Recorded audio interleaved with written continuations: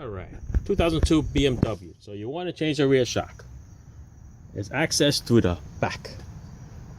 Check this out. Right there. All right, through the back, fold the door. There's a little plastic clip that holds this carpet on here. This piece peels back. There's a little rubber insulation over here that peels back, and you can see the shock mount right there. Might as well just take the two bolts off. It's right here. It's two 13s. Then the shock will pretty much drop out of the way. And then you have an 18mm bolt that bolts to the back, that holds there, and then it just comes apart. And this one, it just actually really came apart. See, it rotted away, I guess, over time, and then breaks apart.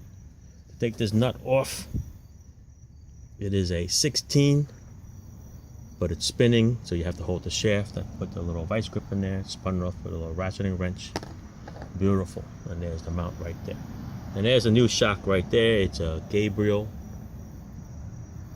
All right, just transfer everything over, get a new mount, and we're back in business.